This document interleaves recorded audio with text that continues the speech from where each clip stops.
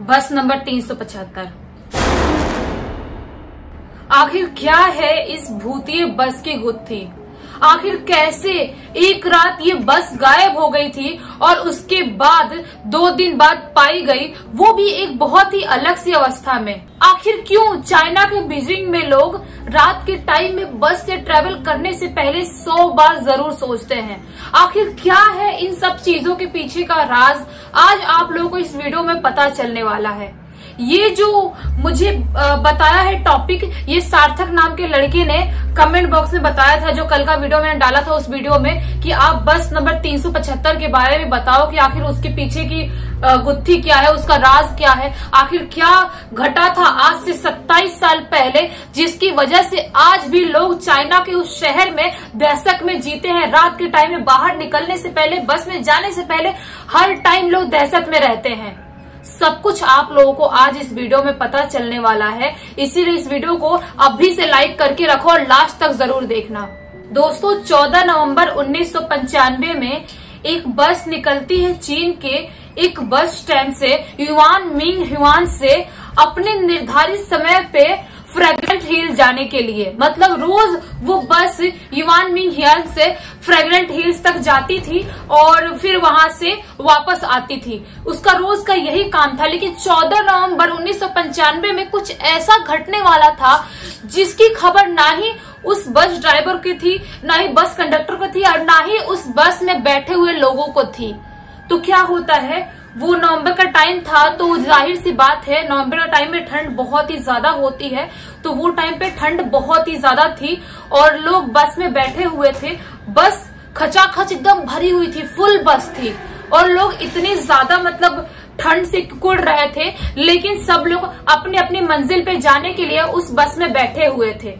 और उसके बाद धीरे धीरे करके बस जा ही रही थी, अपने अपने जो बस स्टैंड थे वहां पे रुकती थी और थोड़े लोग खाली होते थे। फिर थोड़े दूर जाने के बाद और एक बस स्टैंड आते थे, वहां पे कुछ लोग और खाली होते हैं। ऐसा करते करते बस पूरी तरह से खाली हो जाती है, लेकिन फ्रेग्रेंट हिल जाने के लिए अभी भी काफी वक्त था। अभी फ्रेग्रेंट हिल पहुंचने के लिए 7 किलोमीटर बचा हुआ था। तभी एक बस स्टैंड पे एक कपल, एक बूढ़ी औरत और एक 19-20 साल का लड़का उस बस में चढ़ते हैं।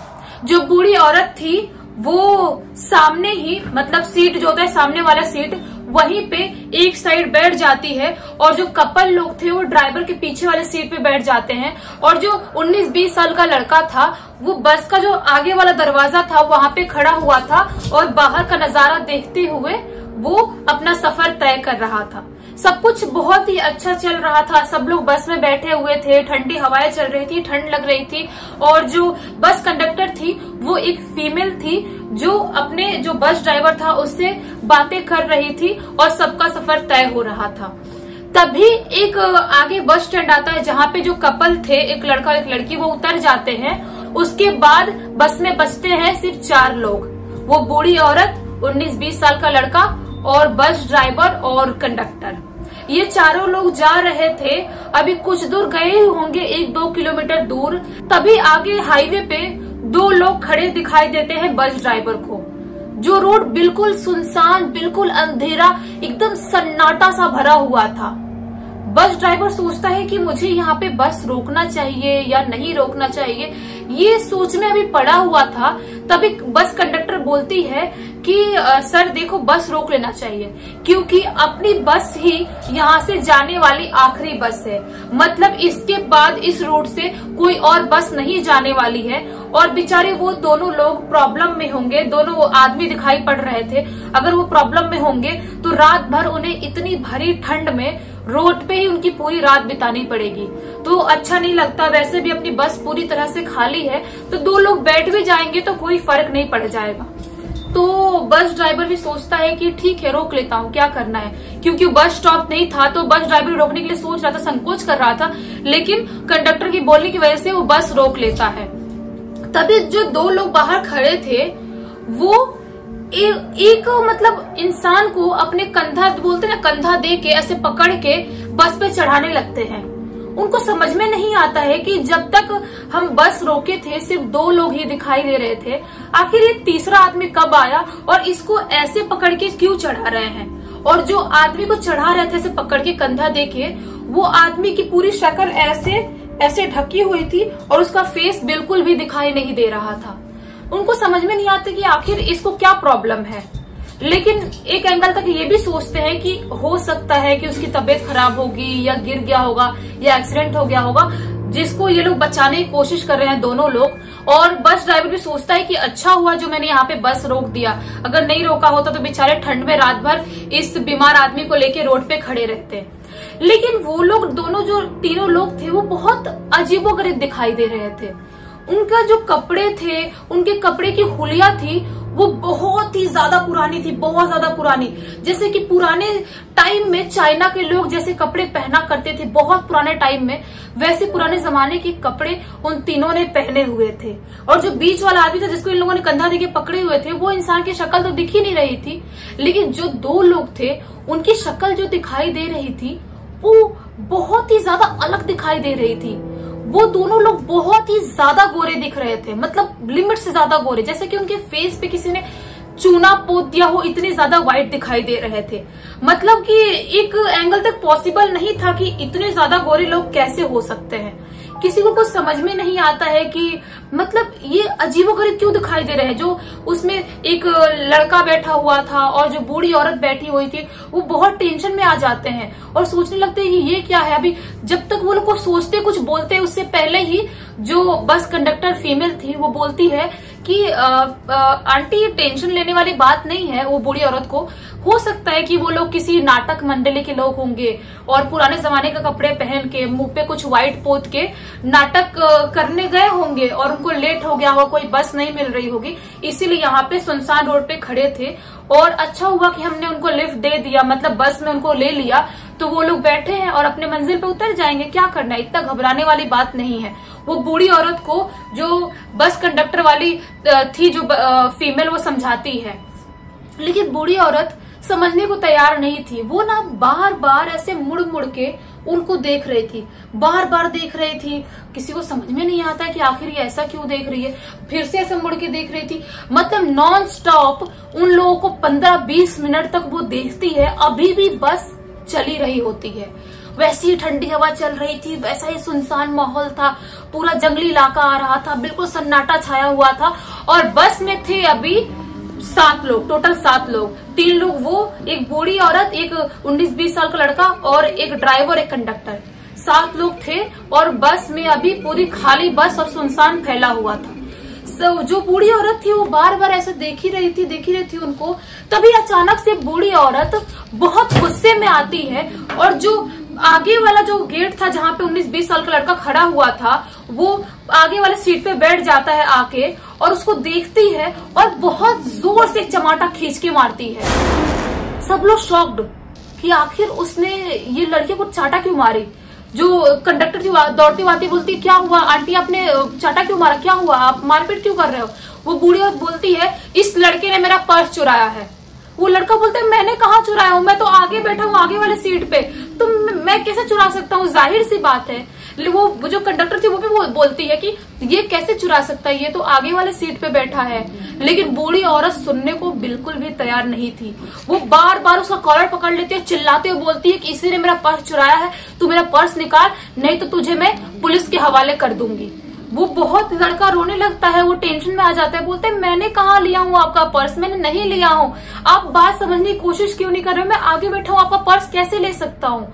ड्राइवर, कंडक्टर, ये लोग समझाने की कोशिश करते हैं उस बूढ़ी औरत को, लेकिन जो 3 लोग पीछे बैठे हुए थे वो कुछ भी नहीं बोल रहे थे। अभी भी बहुत समझाने की कोशिश करते, लेकिन बूढ़ी औरत समझने के लिए तैयार नहीं थी। जो आगे वाला बस स्टॉप आता है वहां पे उस लड़के का कॉलर पकड़ती है और लेके उतर जाती है बस से। बोलती है कि इसको मैं पुलिस स्टेशन लेके जा रही हूँ और इसको मैं छोड़ूंगी नहीं, पुलिस के हवाले कर दूंगी। बहुत चिल्लाते हुए रहती है, लेके जाती है उसको नीचे। जब लड़का और बूढ़ी औरत नीचे उतर जाते हैं। बस जब वहां से चली जाती है तब लड़का हाथ जोड़ के माफी मांगता, बोलता है मैंने आपका पर्स नहीं लिया हूँ। मैं आपको कैसे समझाने की कोशिश करूं, आप क्यों मेरे ऊपर ऐसा इल्जाम लगा रही हो, मुझे घर जाना है और यहाँ से मेरा घर बहुत दूर है, और आपने यहाँ पे क्यों उतारे, आप यहाँ पे बस से क्यों उतरी, यहाँ पे तो आसपास कोई पुलिस स्टेशन भी नहीं है। तो वो बूढ़ी औरत बोलती है, जो बात बोलती है आपके लिए बहुत ही ज्यादा शॉकिंग होगा। वो बोलती है कि मुझे पता है कि तुमने मेरा पर्स नहीं लिया है। तो वो लड़का बोलता है तो फिर आपने ऐसा क्यों किया मेरे साथ, आपने मुझे मारी और यहाँ पे पुलिस स्टेशन लेके जाने वाली हो। तो बोलती है मैं तुमको पुलिस स्टेशन लेके नहीं जाने वाली हूँ, मैंने तुमको तुम्हारी जान बचाने के लिए चाटा मारी हूँ, और तुमको मैं चाहती थी कि मैं भी बचूं और तुम भी बचो, इसलिए मैंने तुमको बस से बाहर उतार लिया। आखिर क्या हुआ था, क्यों उसने उस लड़के को और खुद को बस से बाहर उतारी थी। वो लड़के को जो बताती है ना, वो बहुत ही ज्यादा शॉकिंग था। वो लड़के को बताती है कि जो तीनों लोग पीछे बैठे हुए थे, मैंने बार बार उनको ध्यान से देख रही थी, मैं उनको देख के ऑब्जर्व करने की कोशिश कर रही थी। जब मैं उनको ध्यान से देखी तो मुझे पता चला कि उन तीनों के पैर तो है ही नहीं, उनकी जो बॉडी है वो हवा में झूल रही है, और जो तीसरा इंसान जो उनके बीच में बैठा हुआ जिसको पकड़े हुए थे, उसकी शक्ल, जो हवा चलने की वजह से बाल ऐसा उड़ते हैं, उसकी शक्ल दिखाई देती है। उसकी शक्ल बहुत ही ज्यादा भयानक, सिर्फ कंकाल से भरी हुई और मांस से लटकी हुई शक्ल दिखाई देती है। बिल्कुल व्हाइट सा अजीब सा शक्ल दिखाई देता है उन लोगों का। तो जो लड़का था वो बहुत ज्यादा डर जाता है, बोलता है कि ये कैसे हो सकता है, तो हमको फटाफट पुलिस स्टेशन जाना चाहिए, नहीं तो जो बस ड्राइवर है वो और कंडक्टर, उनकी जान को खतरा भी हो सकता है। तो वो बूढ़ी औरत बोलती है कि हाँ, हमको अभी फटाफट पुलिस स्टेशन जाना चाहिए, नहीं तो कुछ भी हो सकता है, क्योंकि मेरे आंखों का धोखा नहीं हो सकता। मैंने बार बार उनको देखने की कोशिश की और समझने की कोशिश की, क्या सच में जो मैं देख रही हूँ मेरा वहम है या सच में ये लोग ऐसे दिखाई दे रहे हैं। तो नहीं, मेरा वहम नहीं था, वो सच में ऐसे दिखाई दे रहे थे। ये बूढ़ी औरत और लड़का सेम रात में जाते हैं पुलिस स्टेशन, वही रात में, और पुलिस वालों को सब कुछ बता देते हैं। लेकिन पुलिस वाले कुछ भी सुनने को तैयार नहीं थे, और इनके बात को, जो ये लोग बता रहे थे, इनके बातों पे उनको विश्वास नहीं था। पुलिस वाले बोलते हैं कि कुछ भी बकवास कर रहे हो तुम लोग, एक काम करो, तुम लोग घर जाओ, जो भी होगा मैं देख लूंगा। ऐसा बोलते इनको घर भेज देते हैं। ये बूढ़ी औरत और लड़का अपने अपने घर चले जाते हैं। दूसरे दिन सुबह 15 नवंबर को पुलिस को खबर आती है, जहां पे फ्रेग्रेंट हिल्स पे जो बस पहुंचने वाली थी, बस नंबर 375, वो वहां पे नहीं पहुंची है। तो पुलिस वाले भी शॉक्ड कि आखिर कैसे नहीं पहुंची है। और वहां से एक और चीज पता चलती है कि रोज रात में इतने वक्त पे पहुंचती है, और इतना उसमें फ्यूल भी नहीं था कि उससे ज्यादा दूर कहीं और जगह पे जाए। और वो बस आखिर गई तो गई कहाँ, पूरी जगह सब लोग ढूंढने की कोशिश करते हैं, मतलब हर जगह ढूंढने की कोशिश करते हैं, पूरे एरिया में, दूसरी जगह, दूसरे शहर में, लेकिन बस उनको कहीं पे भी नहीं मिलती है। बस मिलती है, ऐसा नहीं है कि नहीं मिलती है, लेकिन 16 नवंबर 1995 में बस एक बहुत ही दूर, 100 माइल दूर एक नदी में मिलती है, बहती हुई। जब ये न्यूज सबको मिलती है तो सब लोग बहुत ज्यादा शॉक्ड हो जाते हैं कि जो बस 2 दिन से गायब थी, वो बस 100 माइल दूर नदी में क्या कर रही है, बस नंबर 375 नदी में आखिर क्या कर रही है। किसी को कुछ भी समझ में नहीं आता है। जब पुलिस उस जगह पे पहुंचती है और बस को बाहर निकाला जाता है, उसके बाद जो उसमें मिला, उस बस का नजारा दिखा लोगों को, बहुत ही ज्यादा शॉकिंग था। क्योंकि उस बस में जो बस कंडक्टर थी और जो बस ड्राइवर था, उन दोनों की मौत हो चुकी थी, और उसमें 3 लोगों की और लाश मिली। जो 3 लोग थे जिनकी लाश एकदम पीछे वाली सीट पे मिली थी, जो बस का एकदम पीछे वाला लास्ट सीट होता है, उसपे मिली थी, और वो 3 लोगों की डेड बॉडी बिल्कुल गल चुकी थी, बिल्कुल सड़ चुकी थी। किसी को समझ में नहीं आता है कि आखिर 2 दिन में इतनी ज्यादा बॉडी कैसे उन दोनों की सड़ गई, और जो बस कंडक्टर है, जो बस ड्राइवर है, उनकी बॉडी इतनी सेफ है और उनकी बॉडी इतनी गंदी हालत में कैसे, उनकी हड्डियां दिख रही है, मांस पूरा निकल चुका है, ऐसी हालत में कैसे है। किसी को कुछ भी समझ में नहीं आता है। और जब सही से ढंग से जांच किया जाता है, उस बस के बारे में पता लगाया जाता है, तो पता चलता है कि सिर्फ फ्रेगनेंट हिल जाने तक का ही फ्यूल था उस बस में। और आखिर ये 100 माइल दूर तक बस कैसे चल के गई है, क्योंकि फ्यूल था ही नहीं। और बिना फ्यूल बस वहां तक आखिर गई तो गई कैसे? सबके पैरों के नीचे जमीन खिसक जाती है। किसी को कुछ भी समझ में नहीं आता है कि आखिर ये सब कुछ हुआ तो हुआ कैसे।